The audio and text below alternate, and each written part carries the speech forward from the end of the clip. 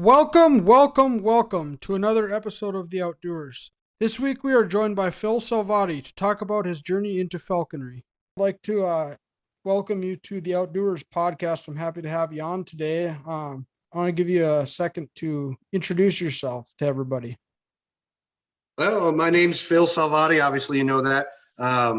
You had invited me on here to discuss falconry.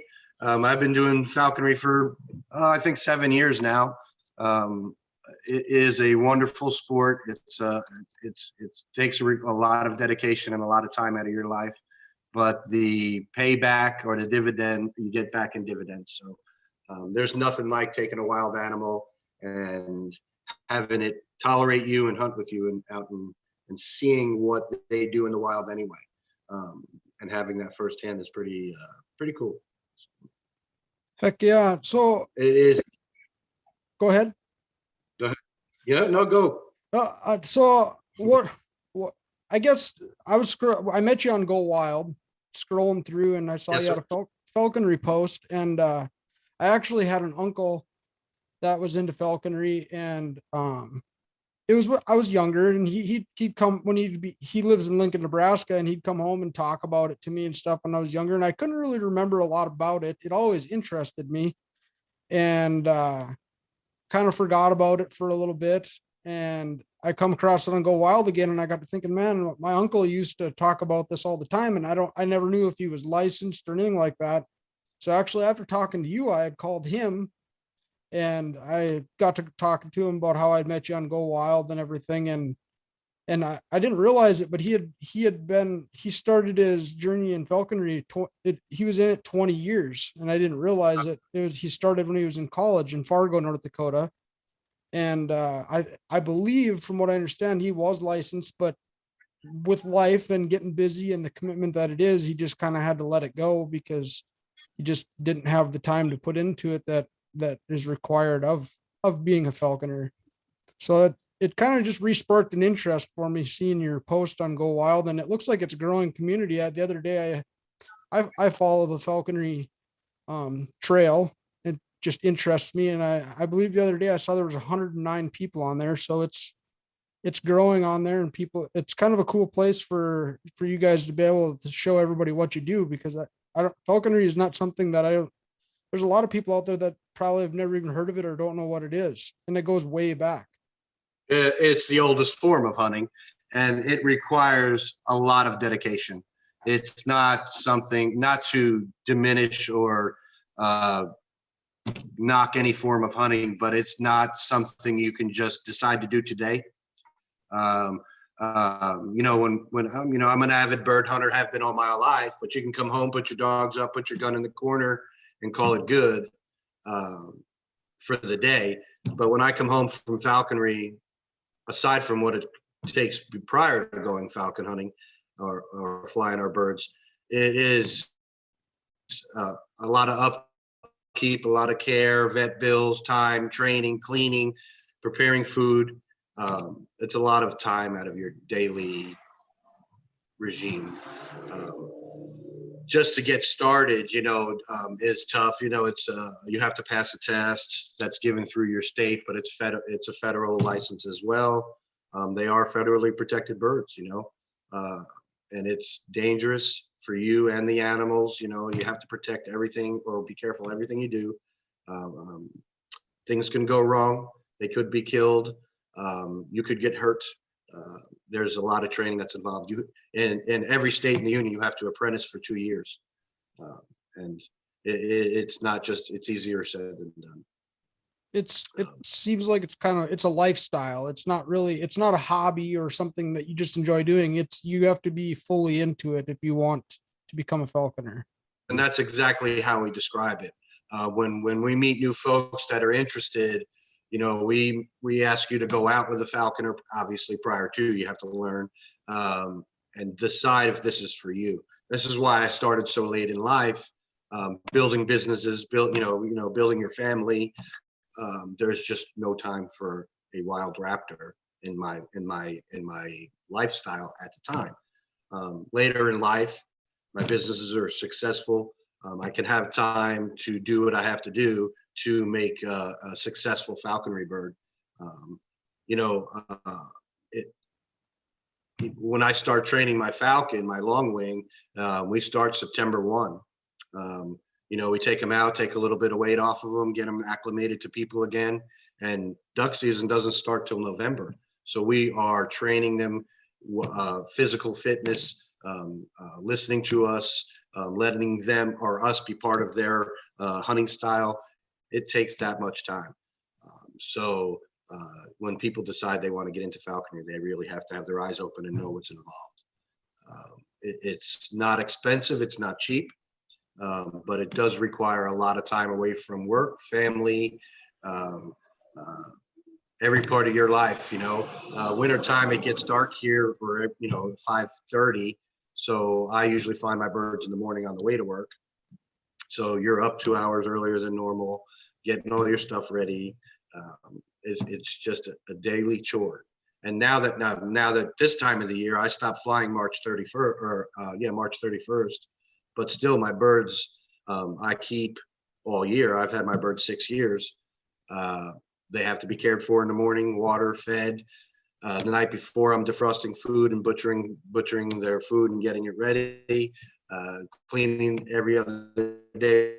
We clean their mews out. It's a large pain. So a lot is required from a falconer, but to get into it, you know, you have to trap a wild bird to start and learn. And here in Oklahoma, those wild birds that you're allowed to have are called a red tail, which everybody has in the country, or an American kestrel. So we can trap them, train and hunt with them all year, and then again release them in the spring and start over again next year. But as you graduate with more experience, there's other birds you can acquire or trap.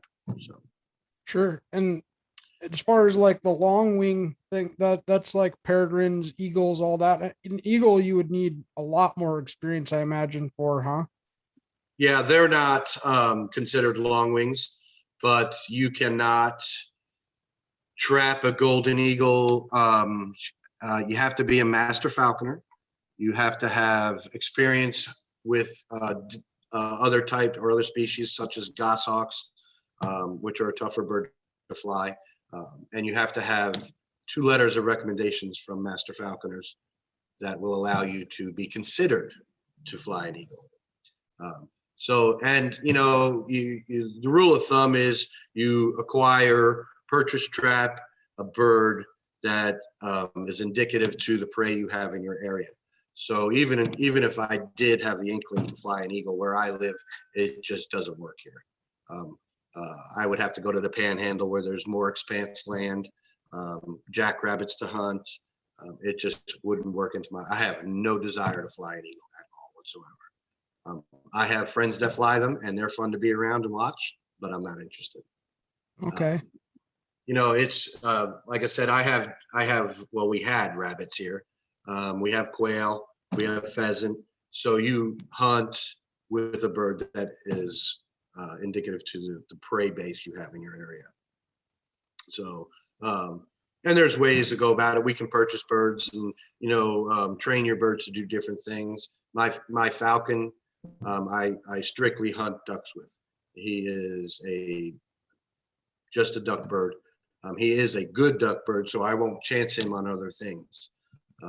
You know, prairie chickens and things like that are a bigger bird. You need a bigger hunting bird to go with that. So I won't chance my bird's health on that type of bird. But we'll duck hunt. He's only 2 years old and he's got 70 ducks. That's awesome. He's a fun bird to hunt with. He's not the highest flyer, but he puts on a show, and it's real fun to hunt with him. And that bird you're talking about is a peregrine falcon, correct? Yes, he is a Peale's peregrine, which is a subspecies of the peregrine. He is not a wild bird. He was a captive bred bird, so which means I could never let him go in the wild. I could transfer him, sell him, give him to another falconer, but other than that, he has to spend his life in captivity, and they live the life of Riley. He literally has to work 20 minutes a day. if we miss and he's flown hard, he gets rewarded and puts back in his perch, and we go to again tomorrow. He'll probably hunt 5 days a week from November to the end of duck season, which is beginning in March or so. So you want to take me back through, you said you fly your birds on the way to work. Are you making like stops on the way to work to hunt them, or take me through that? Yeah, it's a permission thing. I have permission on many pit properties in my area and where I live. And we do a drive-by, check ponds, feel, binocular ponds. And if there's ducks there, we go back and set it up. So there's steps we go through. My bird wears GPS. So I back up a quarter mile away from that pond, get everything positioned on him, get the GPS on, his tracking collars on. We get to obviously you want to be in a certain wind position, and we then release that bird, and we let him mount up. He'll corkscrew up, so to speak. And when he gets to a height that he likes to be, or I want him to be, we rush the pond. And when those ducks leave the water's edge, he comes in. He's about 100 and 115 mile an hour bird.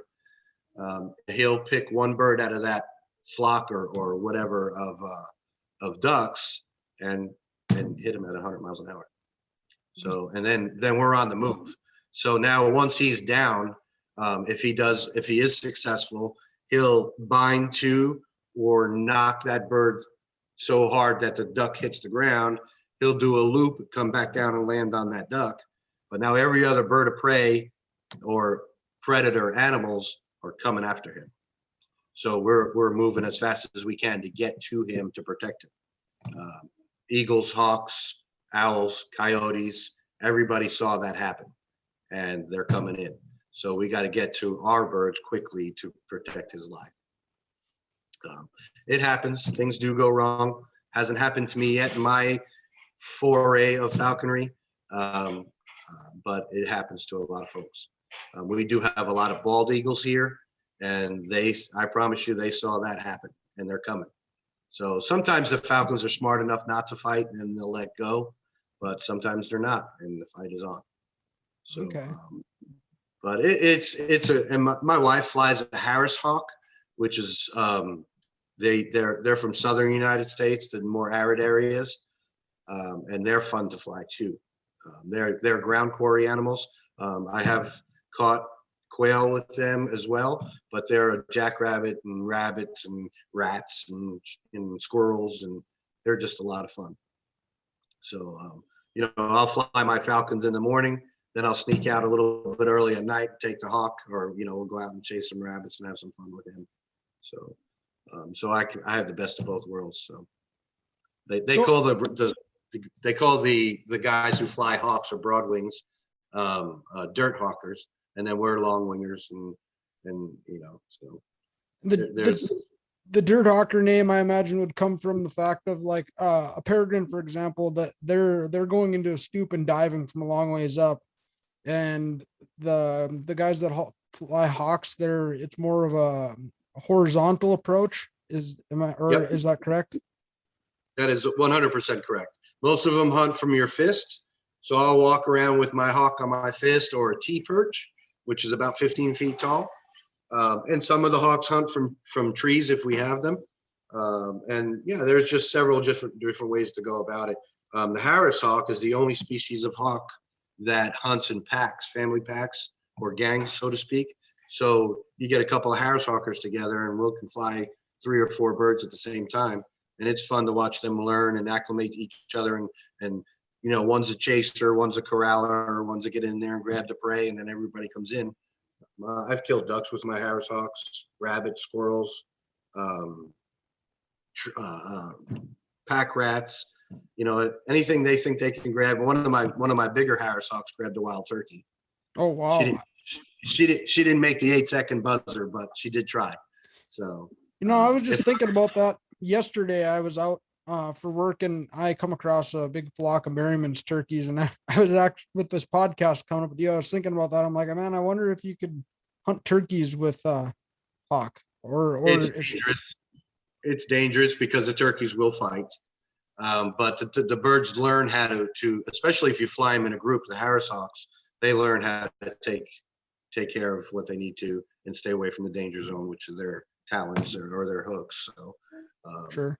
but yeah, they learn real quick on what they can and can't do. My wife's little Harris Hawk is a male, and his first time grabbing a jackrabbit on his own, he will never do that again. He'll do it in a pack, but he got dragged and flipped and flopped, and he will never grab. And he's 6 years old. We've had him 6 years, and he as soon as he sees those long ears, he makes a U-turn. So as far as birds go, females are typically larger than the males. Is that correct? Always in everything except for American kestrels. That's incorrect too. The females are 1/3 larger than the males. So that's a good indication on how we go about sexing our birds, so to speak. The colors of the American kestrel, you can tell the difference between male and female, but the other birds you cannot. So, if you're really concerned, we go by weight. So, if you have a tweener bird, you can have them sexed. You can do a blood test or a feather test, and they'll tell you. But other than that, it's complete guess. So biologically, what like red tails? Go ahead. Biologically, what is the reasoning or the understanding of why are the females bigger than the males? Why? I don't know. They are. Why? And each falconer has their own theory of why they want a certain sex bird. A lot of guys like the jackrabbit hawk, so they'll get a female red tail because they're considerably heavier. You can get a red tail male that's 750 to 800 grams. They go up to about 1,100 grams, and then you can have a 1,900 gram female. So that's considerably larger. They're a little bit slower, but they hit harder. They go through brush harder. Everybody has their own theory of why I'm going to trap a female this year. I trapped a female 2 years ago, and she was just amazing on jackrabbits, and she would take anything. She was a lot of fun, but and I've had them that would not hit those big animals. So, but as to why they are, I don't know. I'm not a biologist, so I can't answer that. So. Okay. I just thought it was maybe an interesting insight if you had an idea why. I know there's the Bergman's rule, but that doesn't really apply to that. The Bergman's rule is more so the further north you get, the bigger the animals are in general.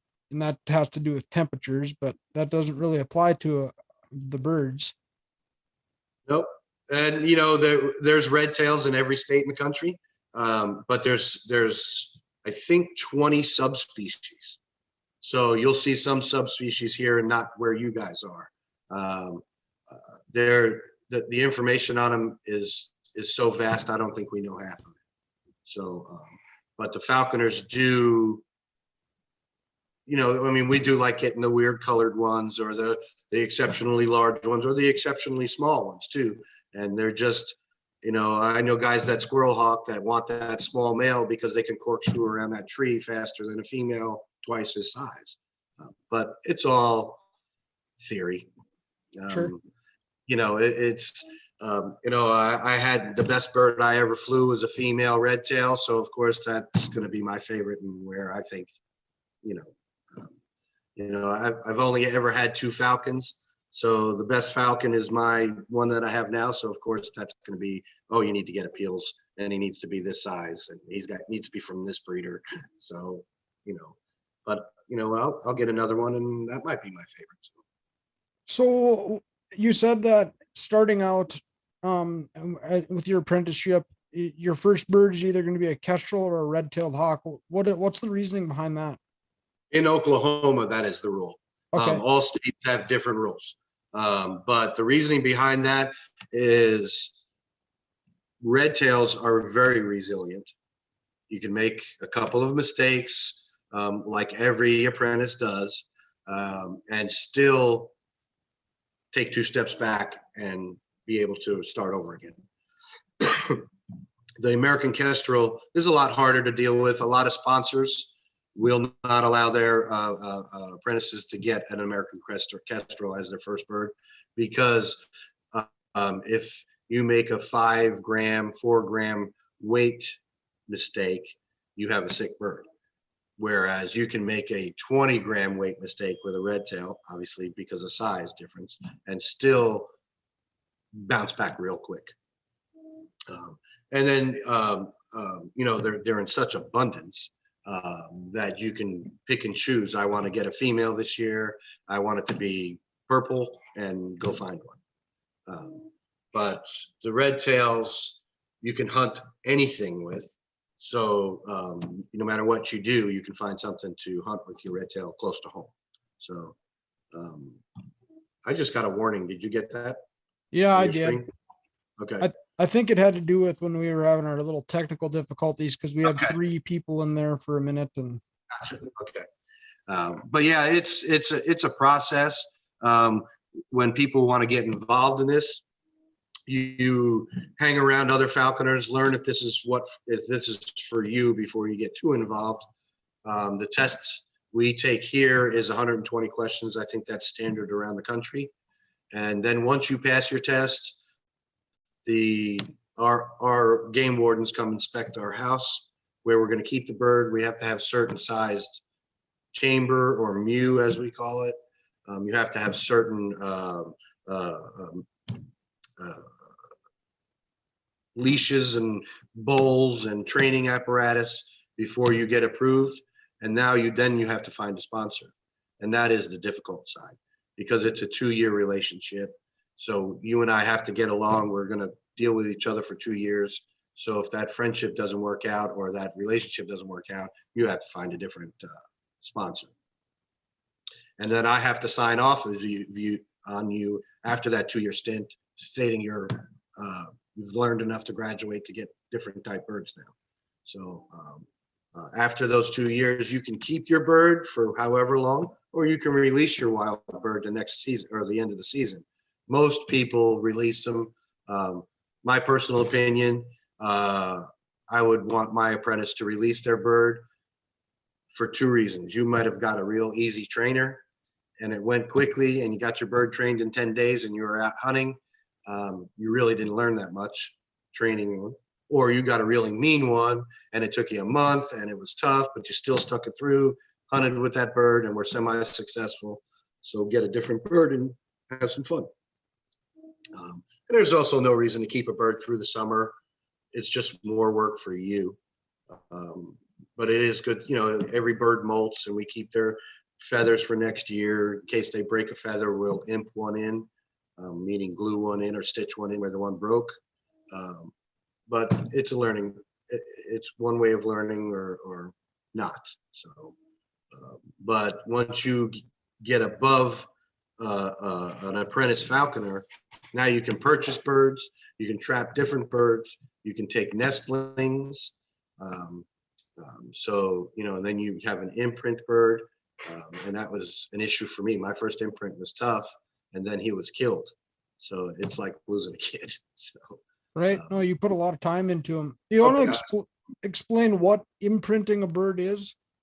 So you would take your bird, like I purchased the goshawk from a breeder, and I received him at 15 days old. So he was imprinted on humans, me, and I was considered either his sibling or his parent. And they treat you as such. So there is an attachment there. So they might get a little vocal.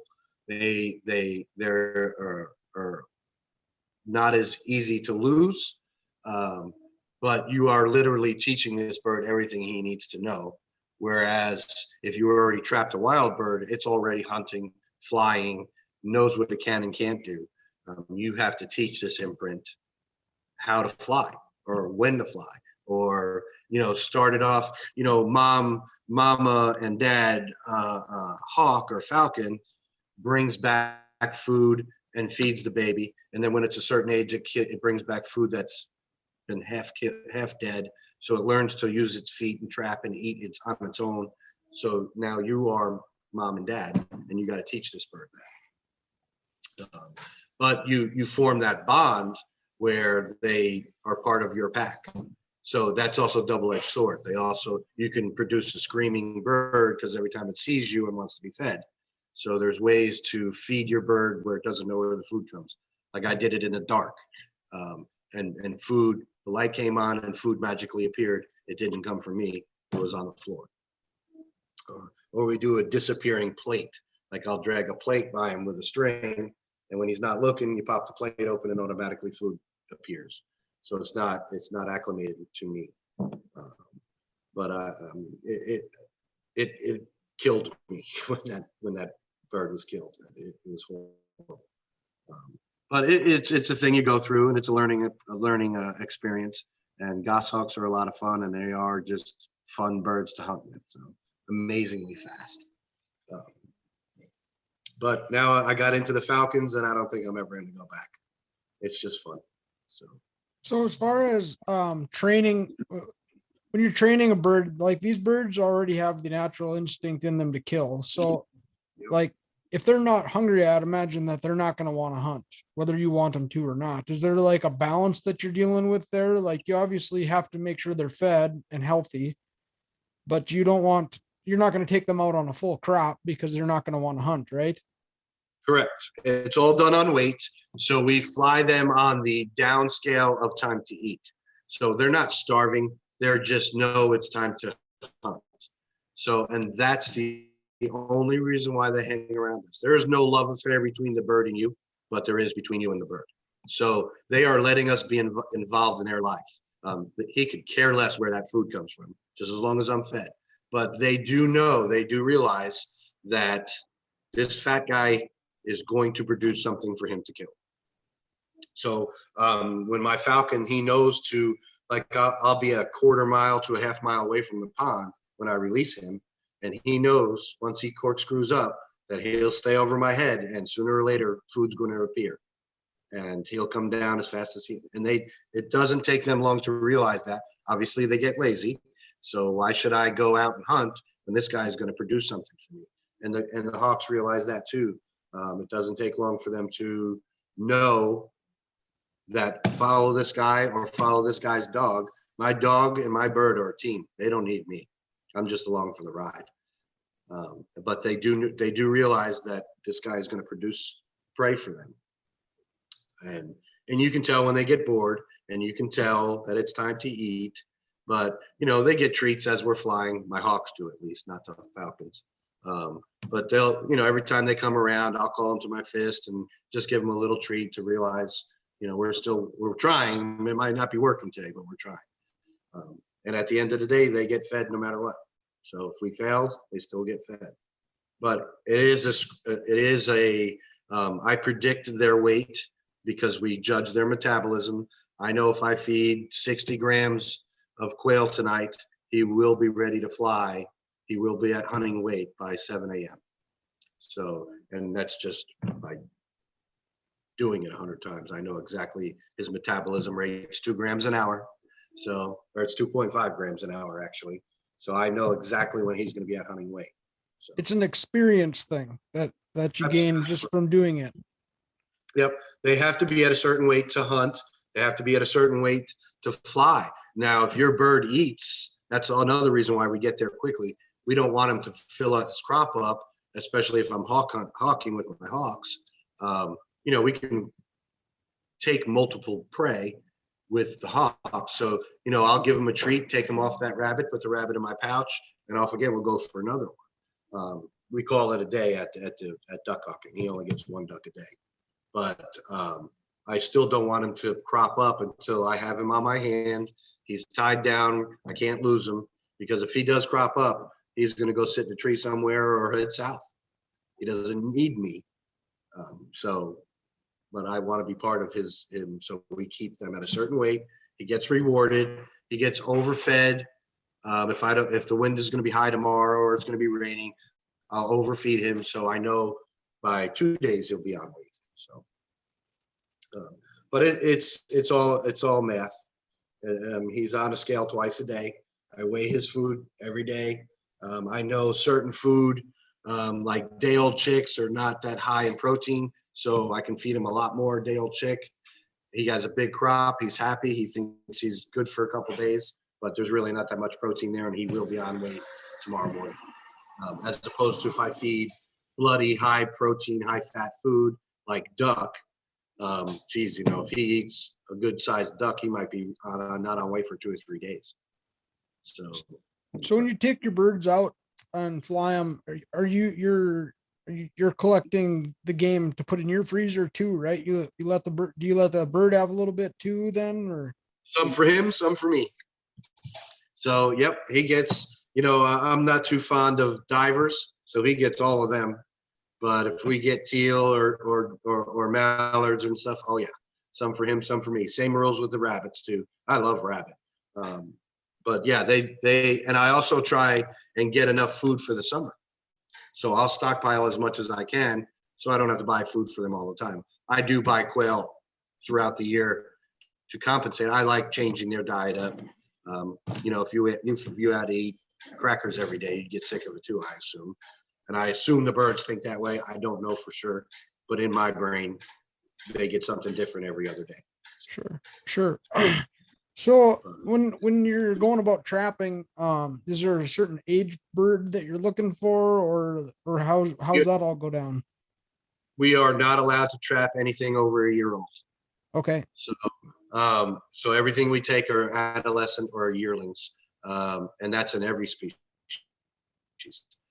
As you graduate in licenses, once you become a general, you can take an IS or a baby and imprint it. Other than that, nope. We are only allowed up to a year old, and the way we tell that is by their feather color. Okay. They like a red-tailed hawk. Their first year, they don't have a red tail, so that's how we can tell. Plus, eye color helps, but not guaranteed. Falcons. There's a reason we call them brown birds, because they're brown and tan. They don't get that steel blue color until the second year. So that's how we tell. And obviously we can't control what we trap, but when I do accidentally trap an adult bird, we'll make sure he's healthy, maybe worm him, spray him down for mites, and send them on their way. So, and the reason why you do see peregrine falcons today is because of falconers. They were on the endangered species list until 1980. 1989, I think. Bill Clinton took them off the endangered species list. Falconers fought to get DDT illegal. DDT would cause the eggs to be very, very thin, and the eggs never hatched or matured. So falcons were way down on the list. Then falconers, along with Cornell University, bred birds and released them in the wild. And the reason why, up until 5 years ago in Oklahoma, we were only allowed to trap 3 in the whole state.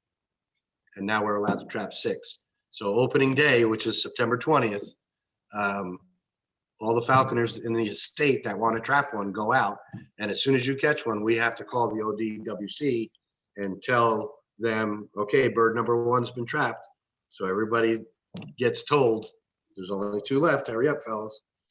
So, but last year, I think we trapped 4 in the whole state. So that's awesome. That's good to hear. So trapping a young bird too is actually kind of helping the population of that species that you're capturing, I'm assuming too, because if they don't eat, they die. So you're really doing them a service, huh? So 80% of the birds of prey that are born this year will die. So if you take, there's 130 some odd licensed falconers in Oklahoma. So if 130 of us trap adolescent birds this year, that takes that 130 out of the 80% that'll die. So we are doing them a great service. And they're not dying because of competition for food, human interaction, cars, windmills, fences. I can't tell you how many owls I go out and cut out of fences every year. People call me. Just so many things. Where we live in Oklahoma, we have hundreds of thousands of red-tailed hawks that migrate to us from the north, obviously because of the cold. So now our resident birds that are here, like I tell people, if you're driving down the road in September, you excuse me, you might see a red-tailed hawk every 8 or 10 telephone poles. Come November, there's going to be one every other telephone pole. So the competition for food gets greater. we have those damn windmills that are growing out of every 5-acre spot you can find. And we find more birds of prey underneath those windmills than we do above. And I don't care what people are telling you. There's a lot of dead hawks and a lot of dead eagles under those windmills. So yeah, so we are doing the wild raptor population a big service by taking these 130 birds, so to speak, out of the wild, getting them through their tough, we call that a passage bird. It's their first passage through life, and it's their toughest passage through life.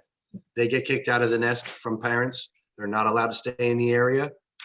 Parents will drive them away. Now they got to hunt and make a living on their own, and they're just not good at it. So they spend 6 months with us. We are teaching them to be better hunters. They're already hunters, just not great. And now, you know, we release them at the end of the year, and they're pretty darn good. So yes, we do them a great service. I'm sure I'm not the only one that's listening to you talk that's wondering how in the heck do you go about catching one? I mean, you don't have to give up any secrets so that somebody that shouldn't be catching them is out there trying, but how the heck do you go about trapping one of these birds? So yes, we don't like to let out things that people should go out and try on their own, but there is a specific trap. We do use gerbils, mice, whatever, that don't get hurt.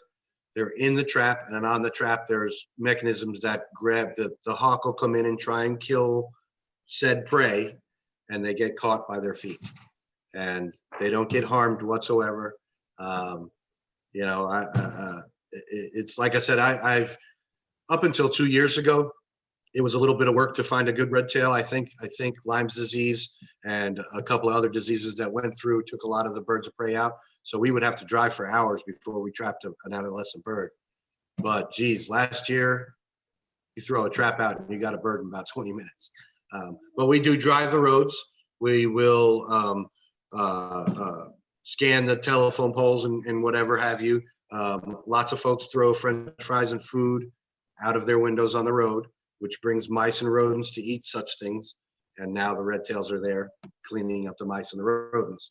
So that's how we do it. We'll drive the road, toss the trap out the window. My wife will hang out the window. I'll slow down to 20, toss the trap, go 100 yards away and wait. And they'll usually 10 or 15 minutes they're in. And So trying. you're able to actually watch the bird come into the trap, then you're right there when it happens. You're right there. Oh, it's so cool to watch. I take apprentices out that aren't my apprentices to trap birds just to have fun. Yeah, it's very cool to watch. And they know, a few years ago, there was an odd colored red tail that I wanted to trap, and that sucker knew my truck. So he knew. So when I'd get there, you can see him stand off and he wouldn't come down. And then we went up with a different truck and trapped him. So what the heck? they're not. Yeah. So, I mean, I tried for weeks to trap that one. So, yeah, even the game warden drove by and he says, I got to ask you a question. What's that box in the middle of the road with a rat in it? I said, you see that red tail you just scared off? We're trying to trap that with things. Yeah, I suppose there's not a lot of hawkers around. So like, it's not something the warden sees every day. He's not going to know what it is, I don't imagine. No, and you know, my game warden here, he's interested, so he comes out with us just to see it happen. Or he calls me when there's hurt birds and vice versa. As a matter of fact, I got a frozen great horned owl this year that died. We had a 21-day sub-zero temperature stint here, and birds were dying like crazy. And that one is being mounted and put in the ODWC office. But so we're in contact all the time. He knows what's going on. But I say there's about 130 to 35 falconry licenses out. They can't tell me exactly how many or who has them. But I would say 10% of those people have passed away. Maybe 10% of those, maybe even more, don't practice anymore, but just keep their license active. So there are not many of us. So is there, like, there's conventions for everything. Is there a place where you guys, everybody in the country can get together, or like state deals, or like, or is there a way that you guys can all kind of get together and communicate and whatnot? So we have our state club, and there's almost a state club in every state. Yes, we put on 3 hunts a year as a club. We put on a picnic, which is in a couple weeks here, and we have get-togethers over the summer. We build nesting boxes for kestrels, and then we give them to the ODWC, and they put them in areas where those kestrels nest. I also give them to the Boy Scouts for projects. And then, as a matter of fact, our parent national club called the NAFA, North American Falconers Association, they do a annual meet every year, and it travels from state to state.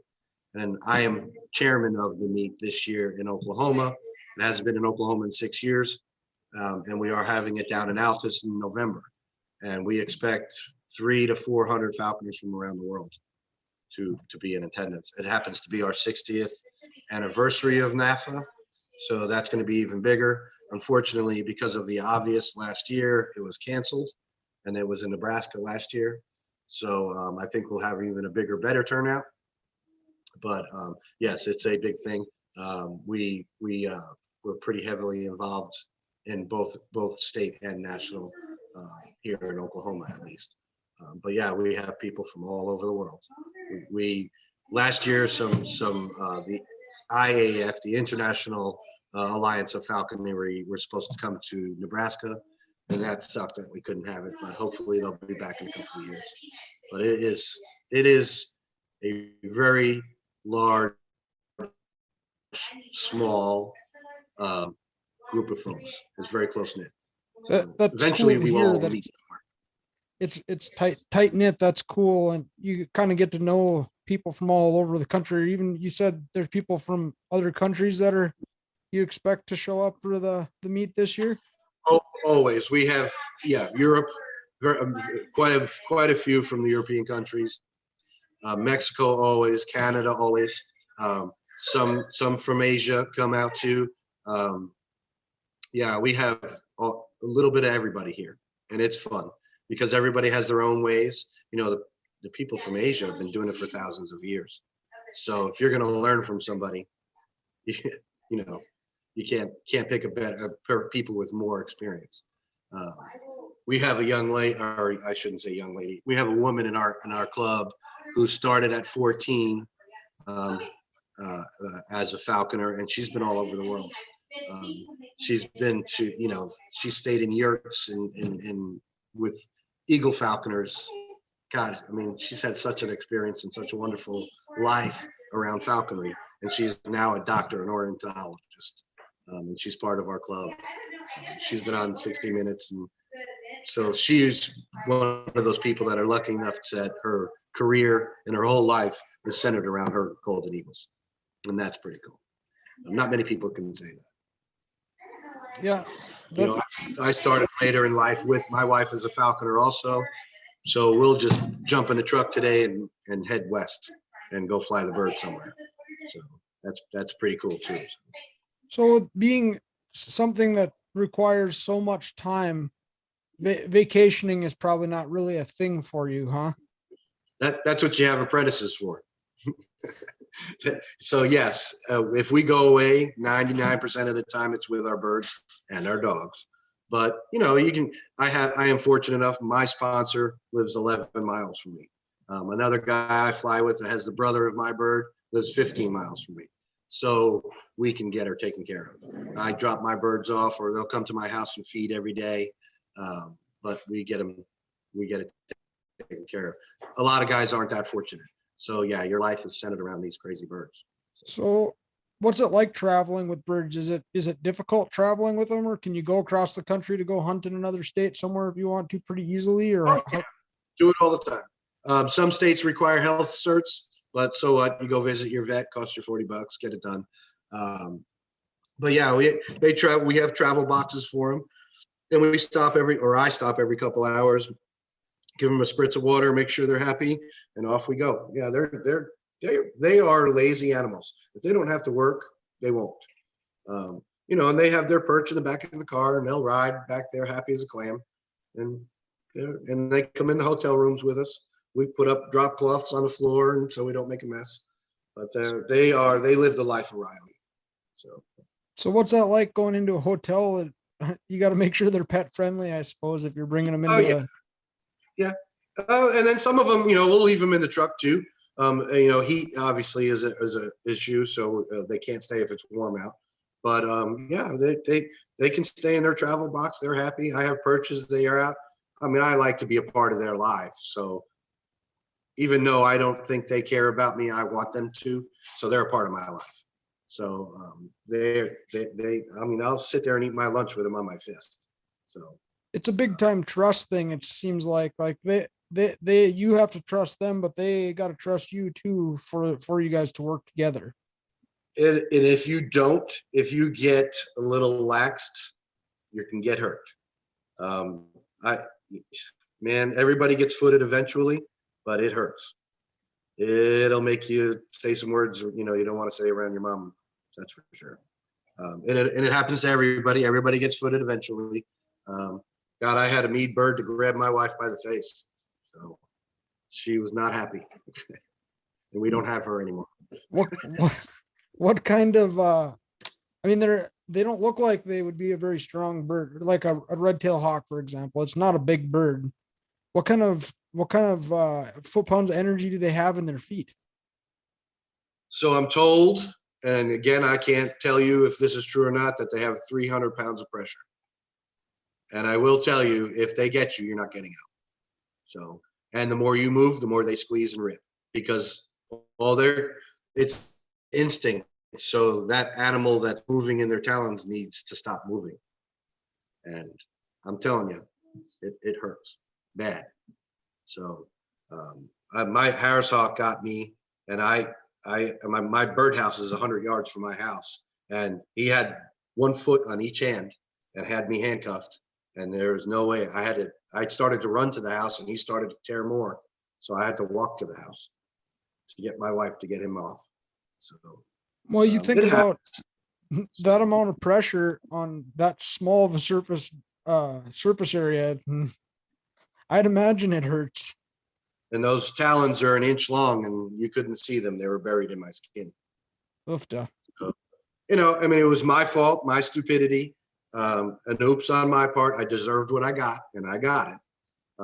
But you try not to let that happen. So think about this, the trust that this bird has. When I walk up and he's on his prey, I have to convince him to let me have that. So the trust there, that bond, they have to trust you. So I do think somewhere in that bird brain that they like you, because I am going to give him a tiny treat that's cold in my pocket to make him give me that rabbit, bird, duck, whatever. There has to be some kind of thing in that bird brain to know that it's okay to give me that prey.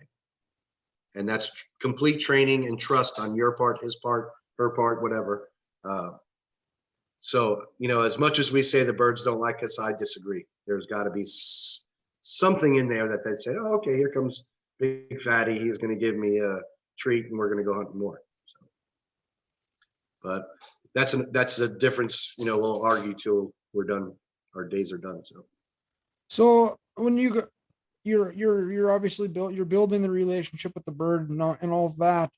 When you do return it back to the wild, have you ever heard of like a bird hanging around one of the handlers just from that bond? Like they kind of just hang around in the backyard or anything like that? They do hang around for some days. We try not to spend too much time with them when it comes time to release them. And we feed them up heavier and heavier, so they don't have to hunt for 2 or 3 days. But yes, there are some birds that just won't leave. So you keep them. I have a buddy who has one for 10 years. He's tried to release her 2 or 3 times. I'm sure he's stuck on her more than she's stuck on him, but he just keeps re-trapping her and hunting her. So he'll just keep her until she decides to leave one day.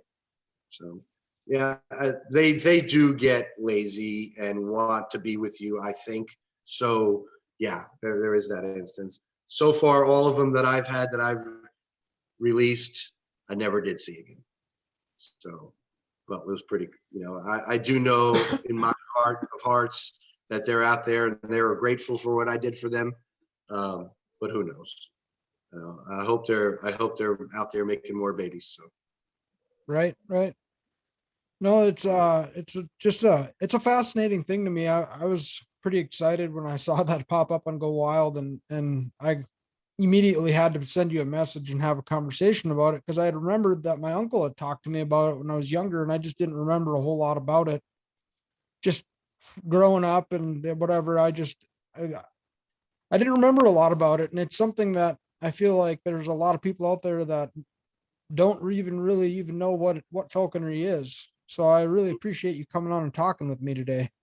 of course, I envy the people that can start young. I have a young man here that has shadowed me for the last year, and he is now preparing for his test, and he just loves it.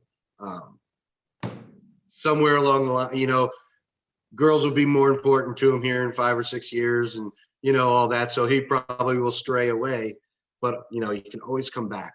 I wish I could have started when I was young, but just couldn't. And all the young people that I talk to that have an interest have read a book called My Side of the Mountain.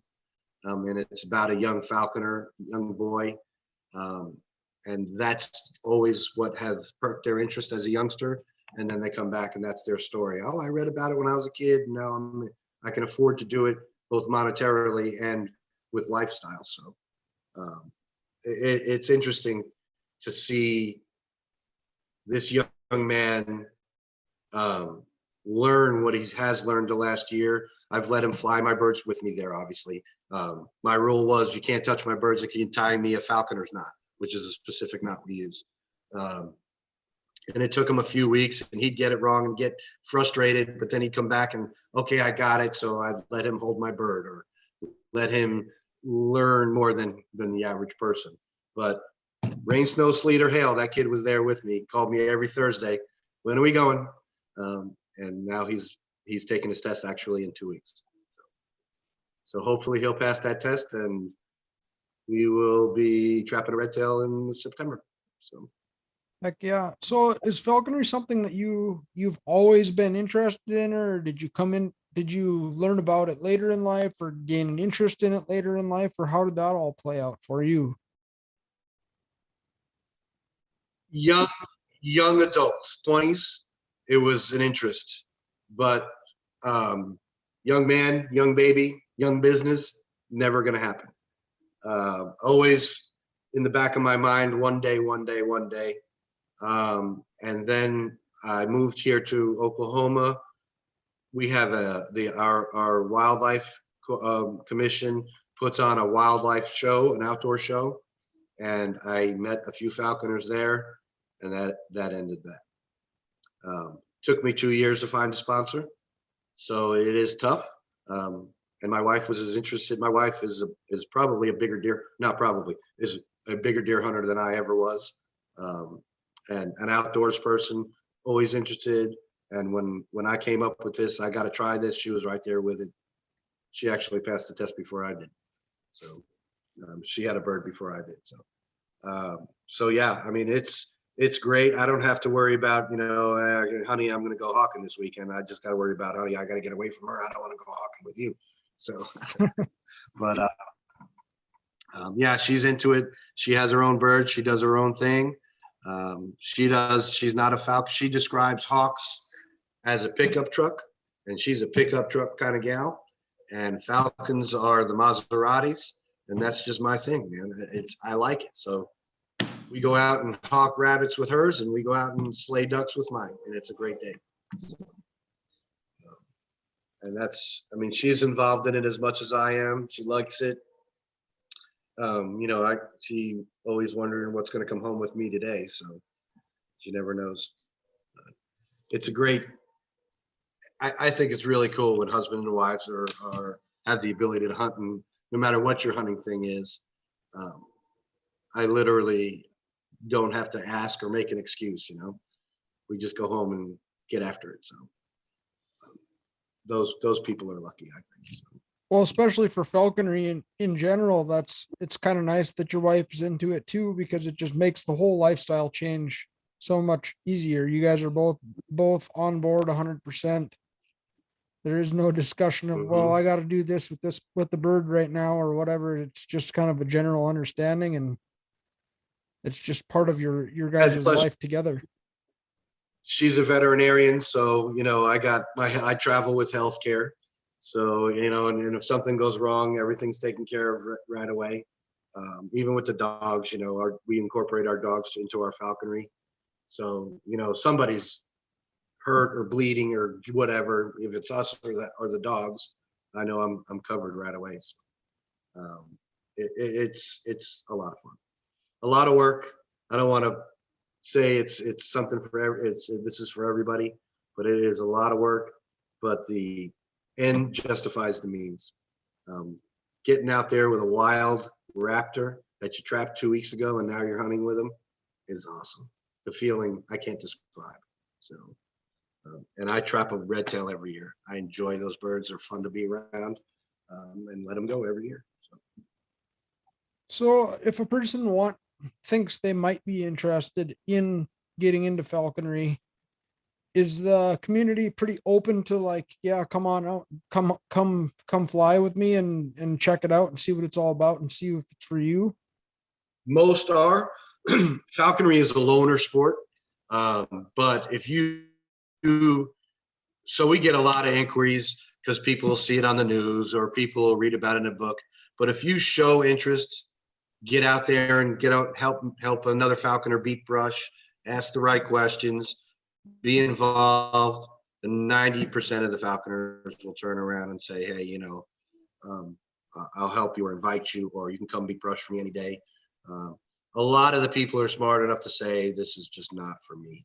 Too much entailed. And then that small percentage that do get involved and want to do it, they're good at it.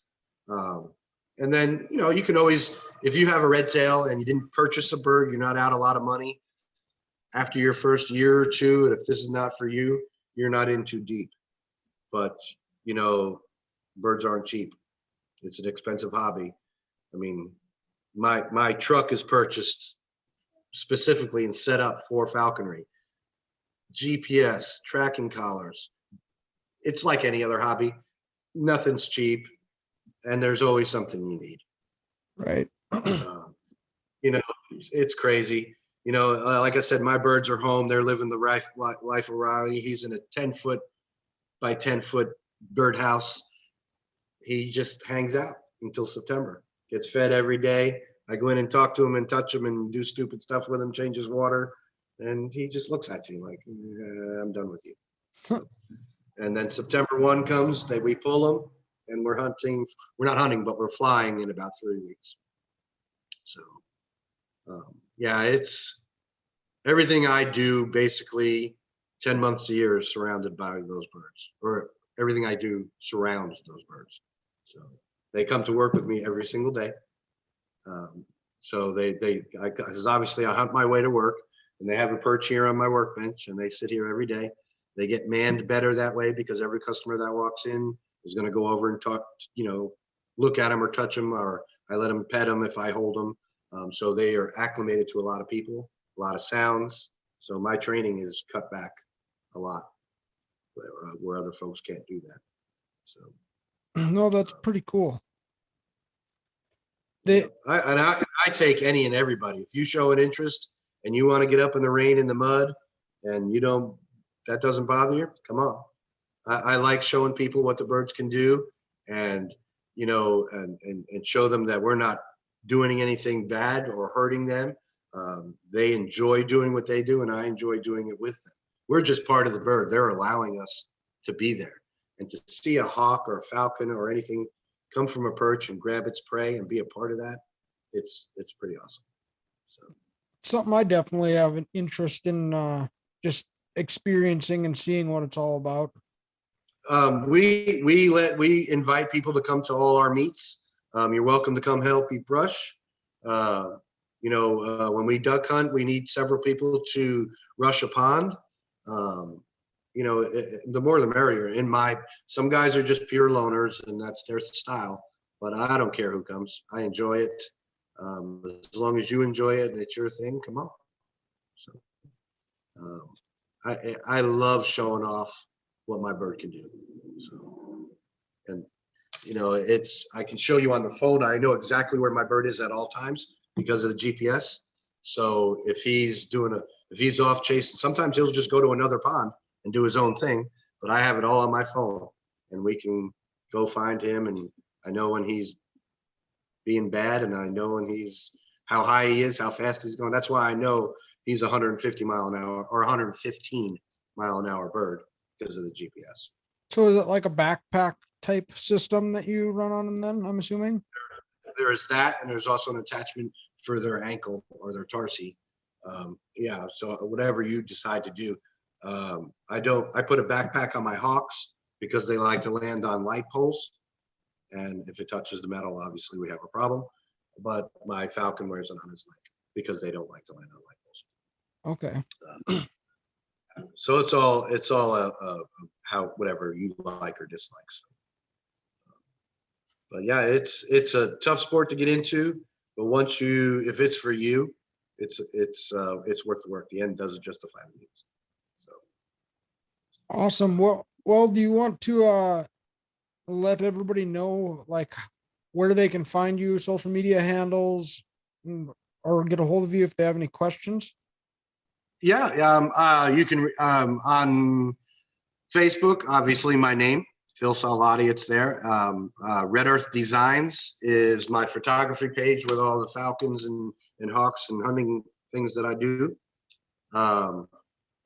You can contact any of your state clubs. If you go to ours, it's OklahomaFalconersAssociation.com. I'm on there. I'm the secretary now. I'm also the apprentice coordinator, which means I help you contact other falconers to go out on hunts and future sponsors. You can find me there, and heck, you can call me whenever you want. My phone number is all over the place if you have questions. But your local state club is your first call to find out what's going on. Here in Oklahoma, you're welcome to call me. My phone number is on the website. It's you need my emails on the website, and I'll help you get involved as much as I can. Sure. Well, I appreciate you coming on with me this afternoon. It was a interesting conversation. I really enjoyed it. As well did I. So yeah.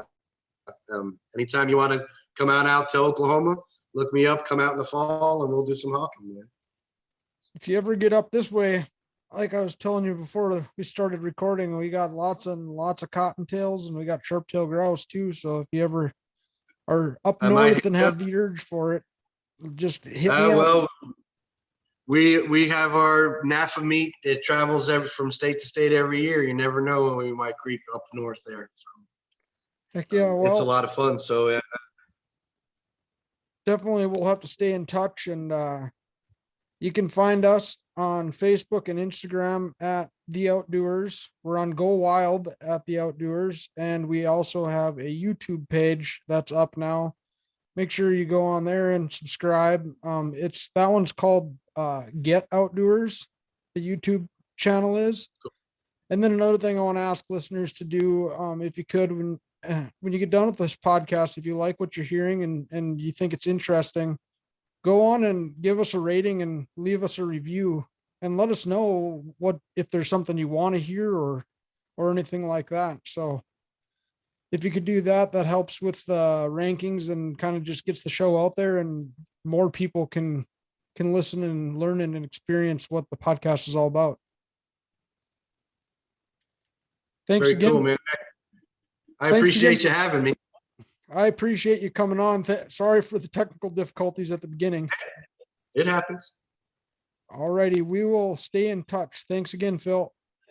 No worries, man. Good meeting you. You too.